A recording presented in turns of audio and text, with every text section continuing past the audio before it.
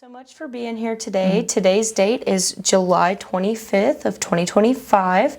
Starting off, could you tell us your name? Stephanie Kittelson. Perfect. And where are you from? Originally, I'm from Fremont, Ohio, and I joined the military, and that brought me down to Texas. So now I live out in Cranfill's Gap. Perfect. What were your parents' names? Ted White and Rosemary White. Nice, beautiful. And where were they from originally? My dad was from right where I grew up in Ohio, and then my mom is actually from Texas. She's from far west Texas. Her family were migrants. They're Hispanic, so they were migrants, field workers when she was a kid, and they moved to Ohio. And then Ohio and Michigan area, her dad ended up passing away up there, so the family kind of got stuck in a way up in the Midwest. Yeah. Nice. What branch did you join in the military? I was in the Army. Army. Did you work any jobs prior to the Army? I was a Starbucks barista Really? in high school, yeah.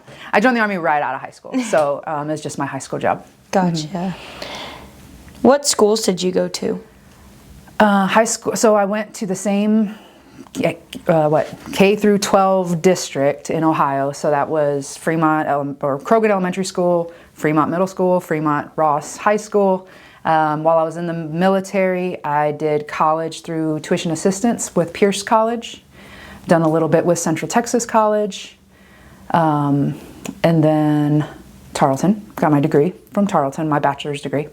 Did a master's degree through A&M Central Texas, and now I'm in the doctorate program here at Tarleton.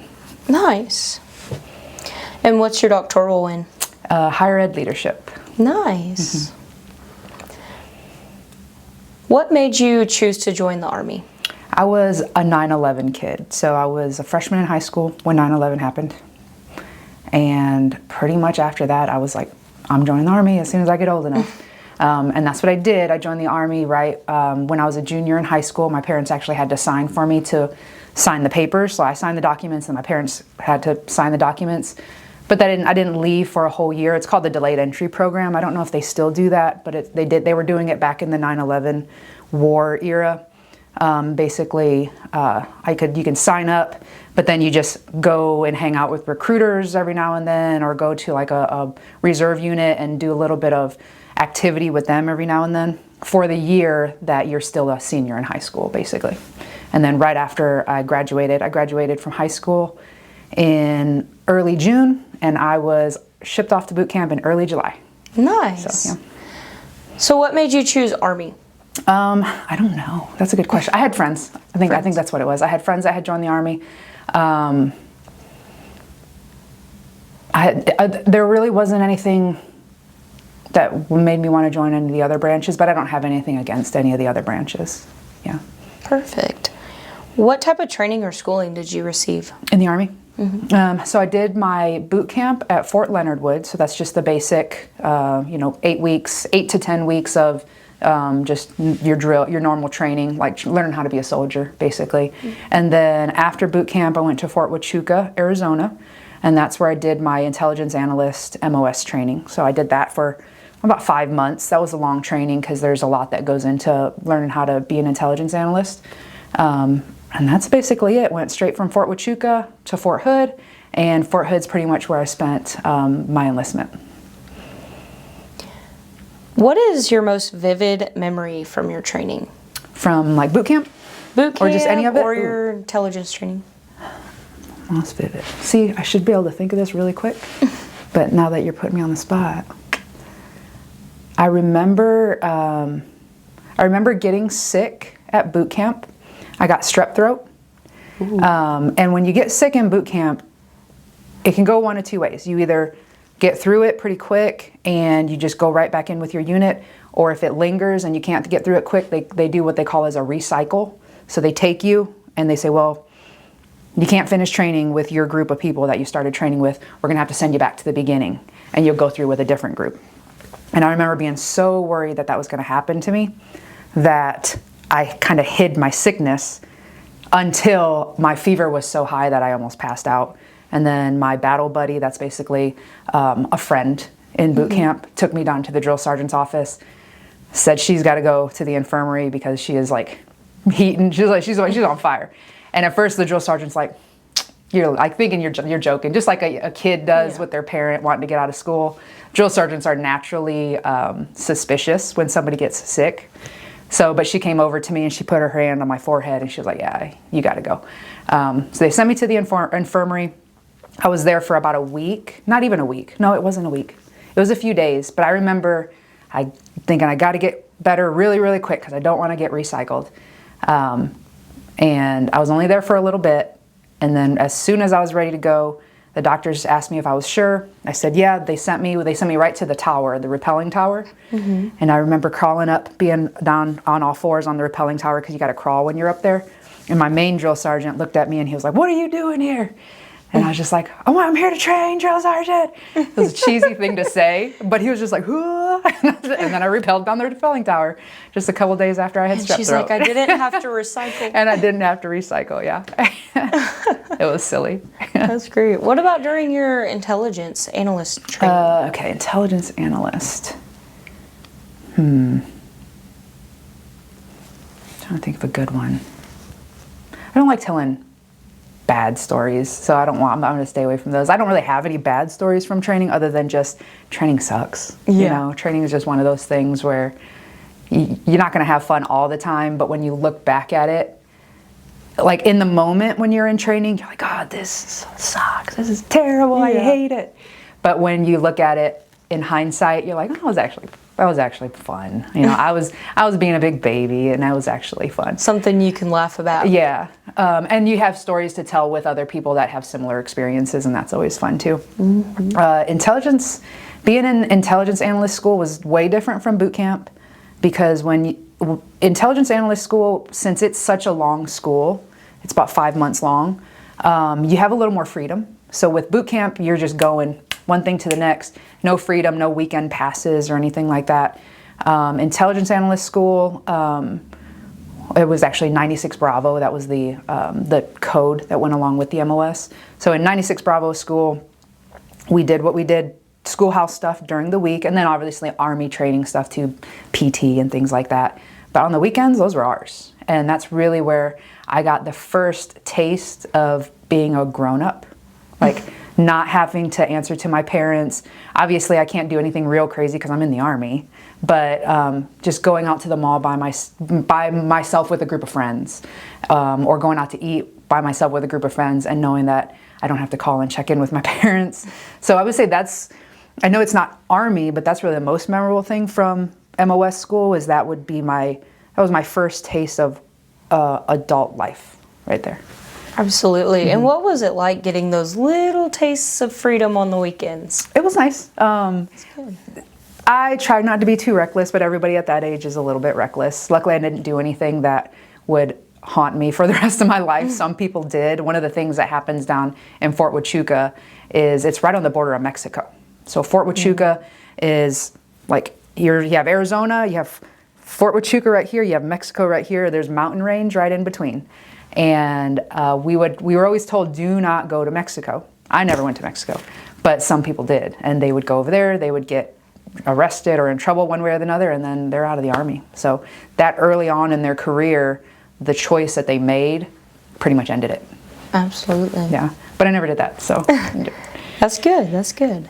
Was there a certain instructor or leader throughout your time that just really stood out to you? Throughout my training time? Mm-hmm.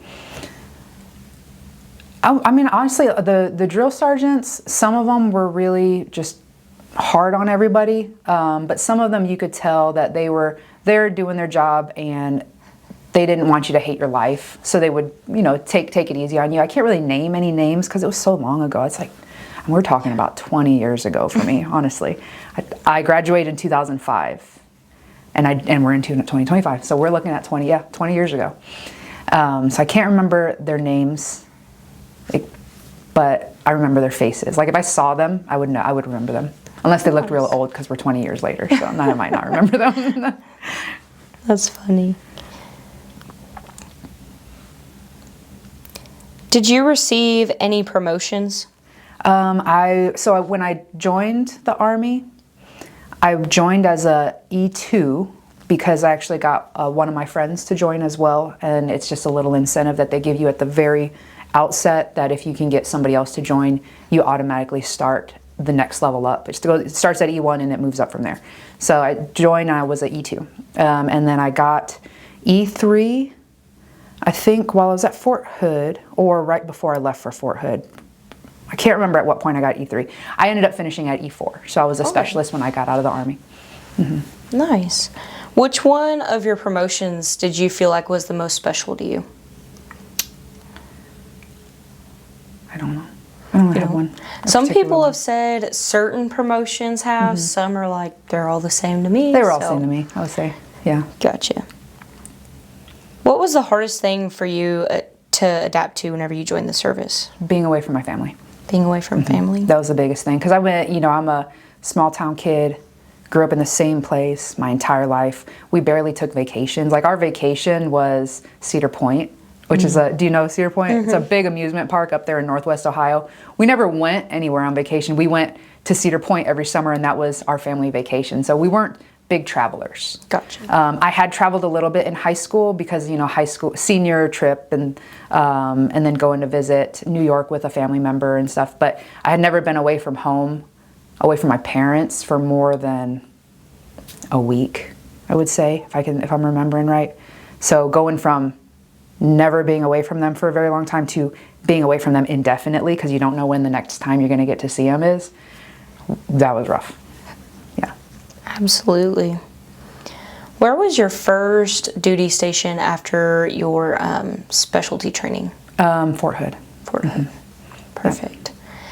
Intelligence analyst. Intelligence analyst more at you Fort could tell us Hood. about that? Yeah, so after I left Intel school, so there's a couple different ways you can go when you leave Intel school. You generally will either get put with an Intel unit, like a unit that's specifically intelligence, like a military intelligence battalion, or you get put with a ground or an aviation unit, and you end up being what's called an S2, which is you're in the S2 shop within like a combat unit, basically. I ended up in an S2 shop in an aviation battalion. Our aviation battalion was specific to Apache helicopters. So that was at Fort Hood. There was an MI battalion at Fort Hood, but I didn't get put in that. All my friends got put in that. All my friends that went to Fort Hood went to the MI battalion. There was me and a couple others from Fort Huachuca that I didn't really know that well that ended up in units, like other units, not the MI battalion. So I was kind of a fish out of water because I didn't have any friends at all. Got to Fort Hood, got put in the S2 for 1st 1227 Aviation Battalion, which is a part of the 1st Air Cav Brigade, which is a part of the 1st Cavalry Division. So had the big giant patch with the horse on it. That was rough because I didn't know anybody. Absolutely. Luckily, I had really, really good NCOs, my non-commissioned officers. I had Sergeant Clayton and Sergeant Twiss. If I had to name who the most influential people in my Army life were, it would be Sergeant Clayton and Sergeant Twiss. Nice.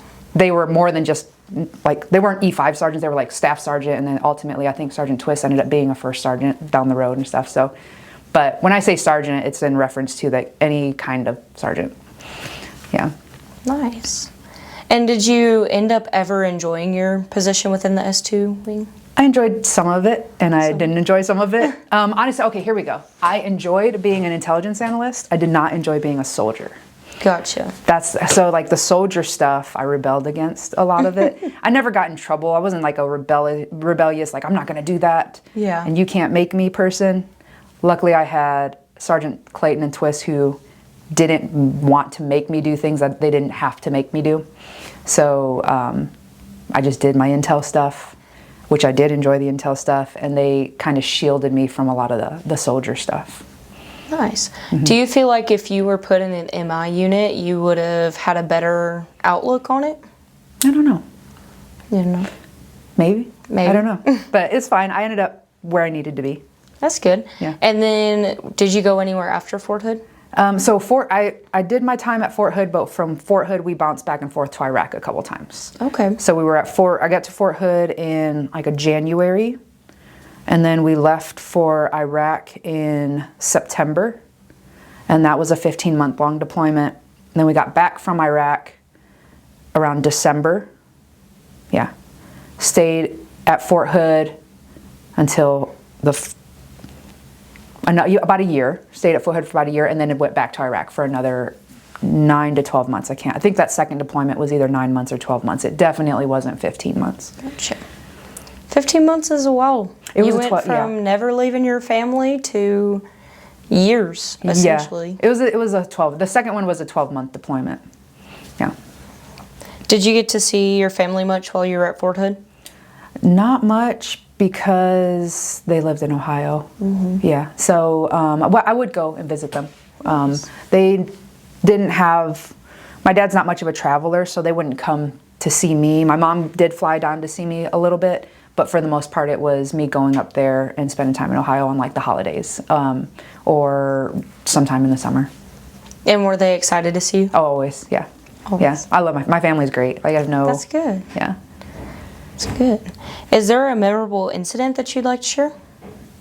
From like whenever? From any of your deployments, any of your time at Fort Hood? I don't know. There's a lot of memorable incidents, moments.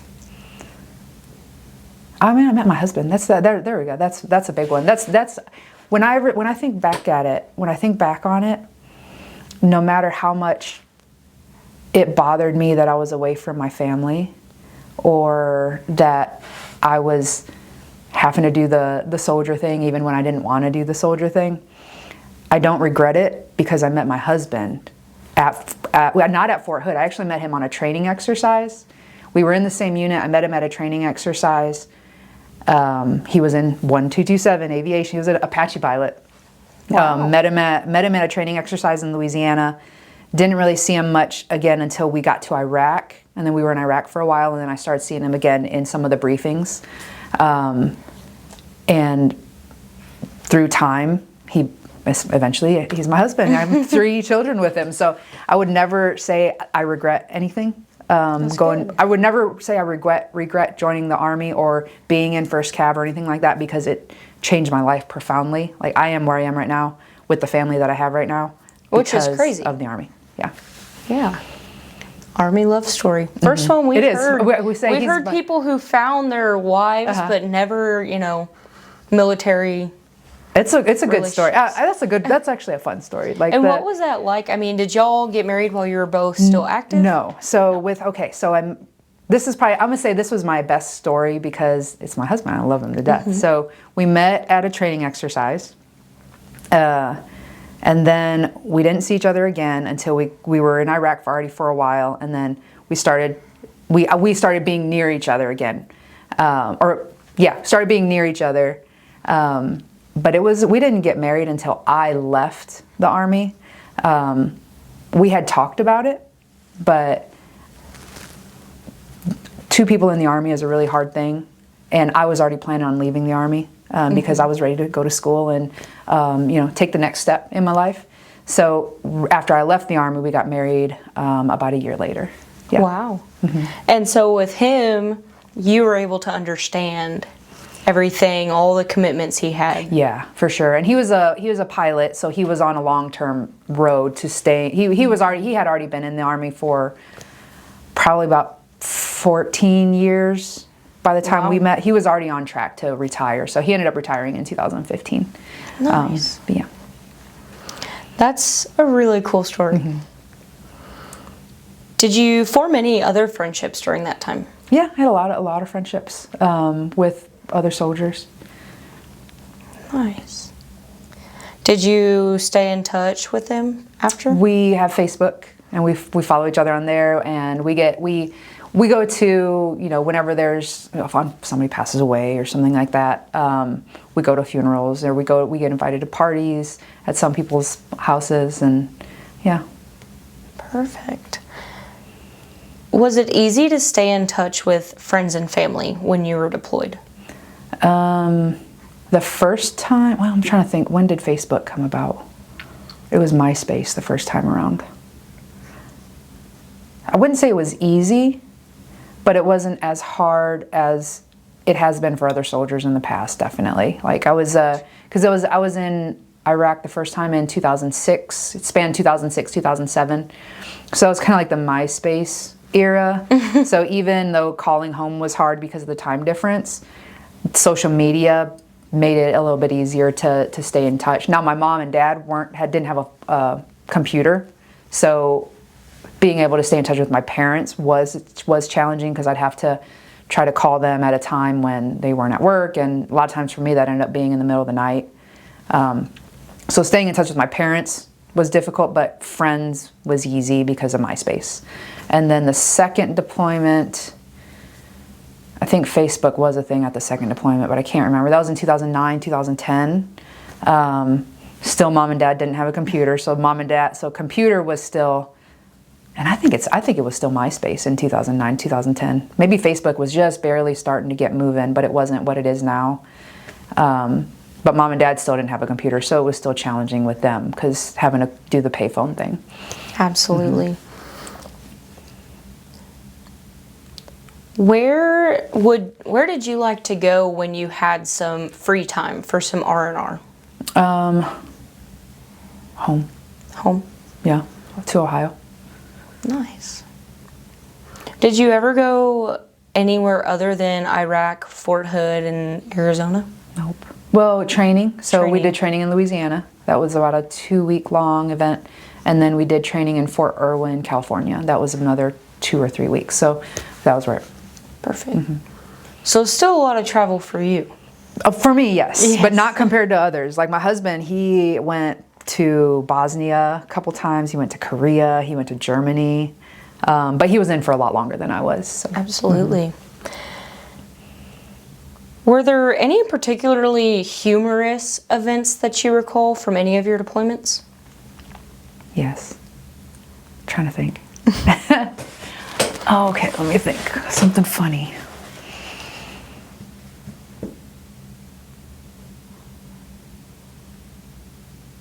I'm trying to think of something funny that's not also mean to somebody. That's a hard part. No, because all the funny stuff is like there was this one time. So there was there's a lot of funny stuff, but I'm trying to think of something that I can share.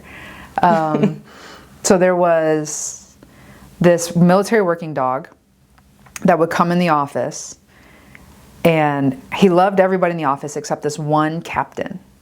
And he would, every time he came in the office, he would go find things that belonged to that captain, and he would just destroy them. Yeah. And she would just get so angry, and we ended up, and everybody just kind of, it was one of those things where everybody teased her about, and she was fine. You know, she just would get mad because the dog was tearing up her, her sandwich or something. But everything, that dog would come in the office and always find her things and just rip them apart.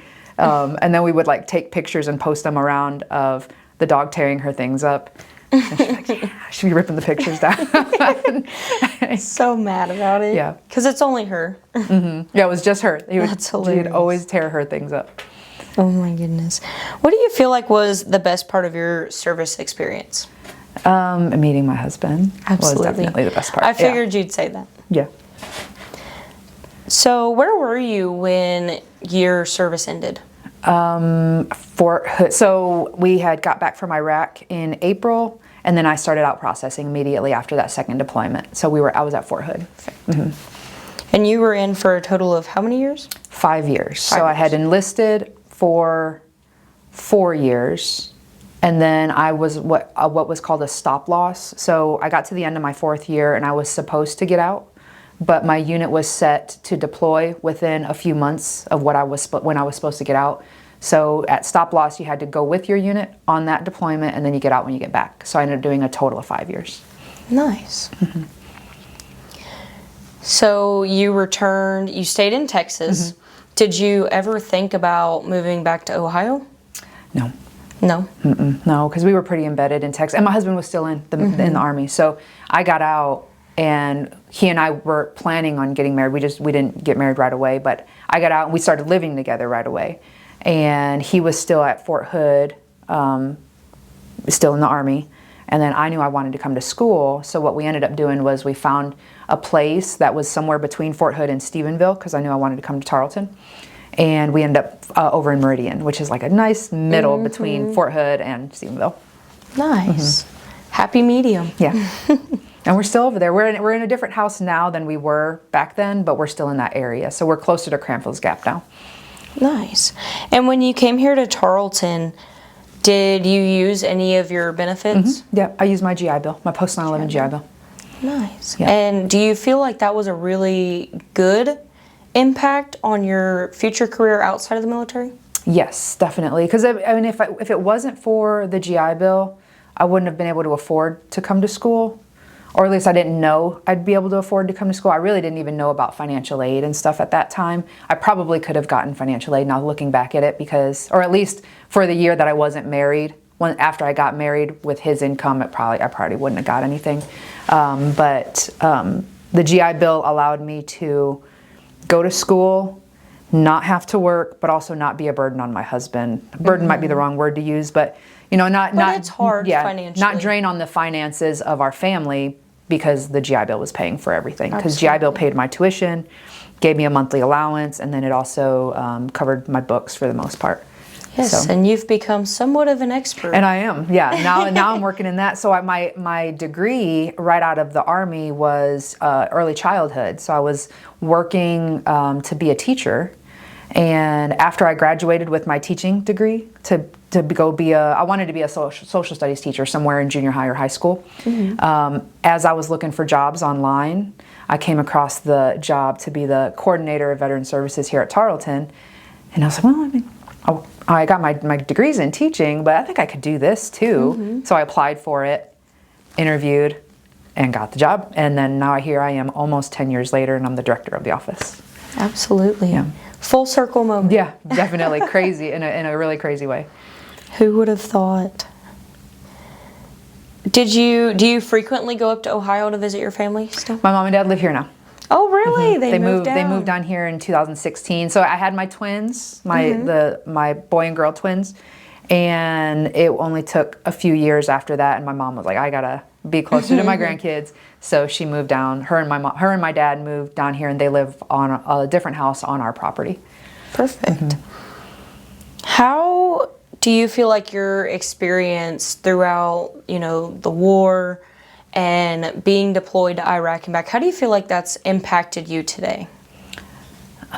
Well, I'm trying to think.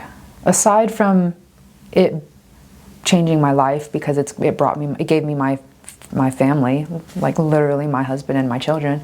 Aside from that, which we've already talked about, I don't know. I mean, I'm sure it has. I'm just not good with like putting the words together about how it impacted me. Let me think on it.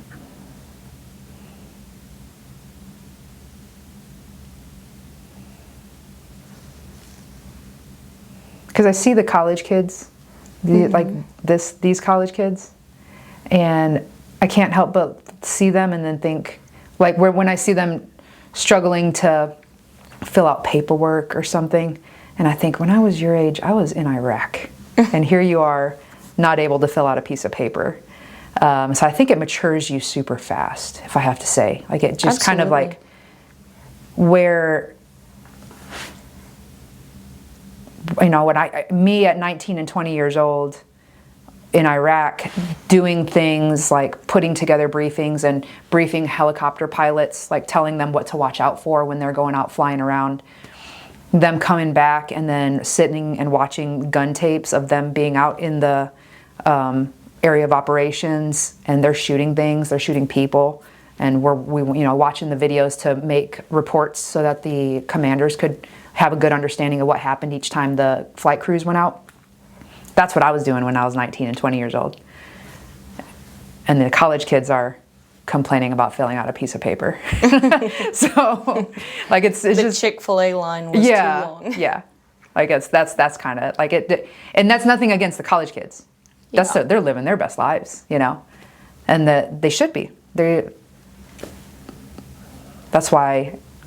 But it doesn't discredit what you went through. No, not at all, and I don't feel like it does. Yeah, it's just looking at it from that perspective as a full-grown, almost 40-year-old adult, looking back at it, I'm like, man. Back in my day, when I was a 19, 20-year-old, I was doing this, and look at these guys, and they could do, like, would they be able to handle it? Probably, because I think it just does, it matures you really fast. You just get in the mindset where where you can handle it because you have no choice but to handle it. Absolutely. Did you ever come back and join any veteran organizations? No. The first veteran stuff I've done is working in this office. Nice. Yeah. What about any reunions? Did you ever attend those? No, I've never attended any reunions. She said, I left the Army, I had my husband, and that's... I think I would if I got invited to one. There's been talk of having one, like on social media, there's a group that was at one point trying to put together a reunion, but it never just came about. I don't have time to take part in any kind of event planning or anything, so I never involved myself in trying to get people together, but I think if there was one, I would go to it. Absolutely. Is there anything that you feel like kind of made you have a different outlook on not just the college kids, but civilians as a whole? No, I don't think so. I try not to judge people when it comes. I mean, everybody's on their own journey. You know, the military's not for everybody. It's a little bit off-putting sometimes when you hear people complain about their student loans and wanting other people to pay their student loans. And it would have been so easy for them to just go and join the military and earn their way through college rather than think that everybody else has to pay for them to go through college. But absolutely. That's really I would say the most. I try not to judge the civilian population based off of my military experience because everybody's journey is different. Of course. And do you feel as though maybe being in the military prior to going to college kind of helped give you an edge going into college? I think so. I was already a pretty organized person and self-motivated person to begin with, even before going into the military. I was an athlete in high school. I was a really good student in high school. Like I came out of high school with almost straight A's. I think I got a B my senior year in like a college level English class because I turned a paper in late. That still haunts me because that actually has made my college GPA less than a 4.0 because of that one B my senior year in a dual credit class. Oh. If it wasn't for that, I'd have a 4.0 all college life GPA, including master's degree. And people say, oh, in 10 years your GPA, but it still haunts you. Yeah, especially because when you have a perfect run going, and then you're like, oh, that one time in high school, I decided I was going to party my senior year and not turn in my final English assignment. Ugh. Anyways. Oh, goodness. But like I said, I was already a pretty organized kid. I think I would have still been as successful in college had I not gone in the military. I know that's not the same for some people. Some people need that military experience to really knock them in line to be able to focus on education, but I know it was never a problem for me. That's good. Do you think, so when you got out, you went to college, how many children did you have while you were in school? Just the 2 or did you have 3? So I started college right after I got out, I started at Central Texas College in 2010, and then my twins were born in 2012. So I took a year off, carrying them and then taking care of them for the first few months. And then I came back to school, and then I had my little one. Then I graduated from undergraduate in 2015, I think. And then had my little one, and then I did my master's degree after her. So gotcha. Yeah. What was it like balancing being a mom of 3 young kids, military wife, and college student all in one bundle? Well, I didn't have them all at the same time, like all the 3 things. So I would say the most complex that it was when I was a college student right after the twins were born, and my husband was getting ready to get deployed. So, and what I ended up doing there was I ended up going to Ohio and spending a year with my mom and dad, because I knew I needed help with the twins because I was a first-time mom, and they were not even a year old yet. So I ended up going to Ohio and spending time up there for the 9 months that my husband was deployed. And that wasn't terrible. It wasn't bad at all. That was actually great because my mom got to raise the kids for 9 months of their very, very early life. And that was really, really good for her and great for me because I had help, you know. Absolutely. Because that's tough. I mean, people struggle with one newborn, let alone twins. Yeah. Yeah. By the time my little one came around, my little girl, my husband was already out of the Army. The twins were 5 because they're 5 years apart. So they weren't the little baby age anymore. Mom and Dad were already living here in Texas, and I was already working here at Tarleton. Nice. Working here at Tarleton, you know, and having it's not bad, you know. Tarleton's very supportive of new mothers. Absolutely. And let's talk a little bit more about veteran services here at Tarleton. Yeah, definitely. Do you feel like a lot of veterans coming into college are very aware of the benefits that they have? Some of them are and some of them aren't. So it's what you'll see is some of them will come to me and tell me I have this benefit, I just need to know how to set it up. And then, all right, great, this is what you do. Some of them will come to me and say, I just got out of the Army, I have no idea what I'm supposed to be doing from here. And then we sit down and we ask them some very leading questions to figure out exactly what benefits they qualify for and then help them go get applied for them. Absolutely. So I would say it's about 50-50 if I had to guess. Half of them know exactly what they need to do and they just need to know like what paperwork they need to fill out. And the other half need really specific guidance on figuring out what they can use and how they use it. Absolutely. And what is the significance of having veteran services offices at colleges? It gives the veterans a place to go that isn't just going to bounce them all over campus. So just the nature of a higher education campus, obviously there's no one office that does everything. The thing about the military is you usually have a chain of command and usually your first line supervisor, you can go to them, ask them a question, and they'll help you get the answer. Usually, some people don't have that good of a chain of command, but in general, that's how it's supposed to work. When you're a junior enlisted person, so that's going to be E1 through E4, you can go to your sergeant, just like I was able to do, say, I need to write a will, you know, because, you know, even when you're that young, you got to write a will if you're going to Iraq. And then your sergeant puts you where you need to be to write that will. Or the unit already has a big day set up where you go write your will, you go get your equipment, you go do this, you go do that, and everybody does that together. Well, college isn't like that. College, you got to find your way. And when you have people that come out of the military, especially if they're junior enlisted, where they're so used to being able to just ask one person or being told that, hey, you're going to go do this day, and all of these things are going to get taken care of in that one day, they get to college and they don't have that. So Veteran Service Office becomes that for them in a way. Now, obviously, I can't answer all their questions. I have to direct them to other places to answer their questions, but I can do the handoff, like call the bookstore and say, hey, this student needs to come talk to you about getting their books. What do they need to bring with them? Because if they might be using a specific benefit that requires them to have something with them. Or I can call the financial aid office and say, hey, this student has a question about their grants or their loans.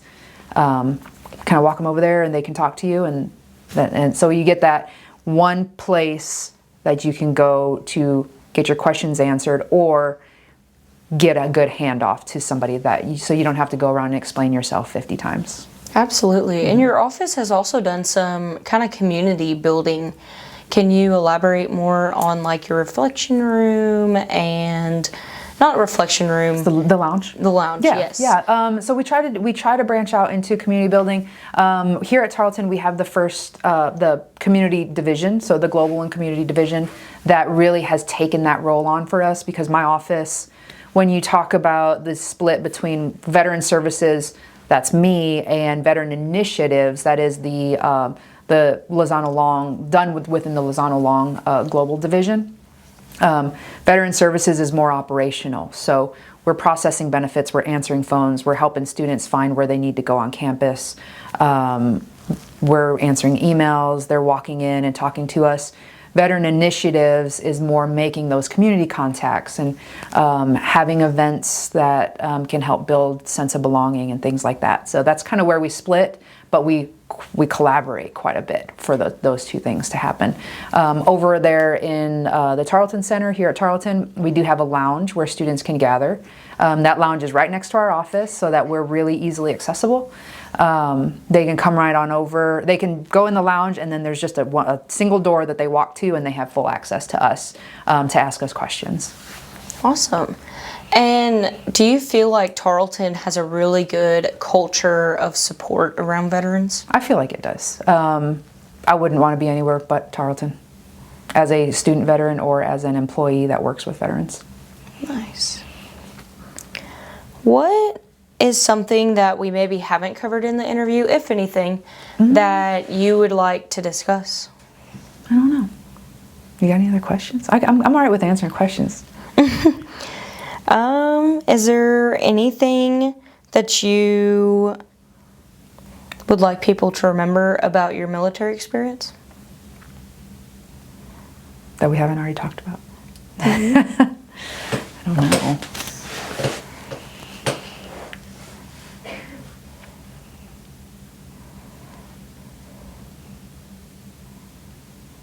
I'm trying to think. When it comes to the military, at least for me, I know that everybody's experience is different, is when I joined the military, I was 18, or I was actually 17. When I actually got into the military, I was 18. And I left when I was 23, 18, 19, 20, yeah, 5 years, 23 years old.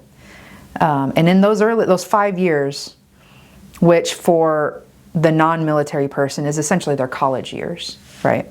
18 to 23 roughly. That's when you're finding yourself, you're discovering like who you are and what you believe in. At the time in the Army, part of me, I rebelled against the Army because I was in those rebellious years of my life. But now looking back at it, almost 15 to 20 years later, I appreciate everything it did for me. Even though at the time, I didn't know that I should be appreciating it, which when you're in that age of your life, I look at these college kids, they don't know what they should be appreciating right now. They'll find out a little bit later down the road.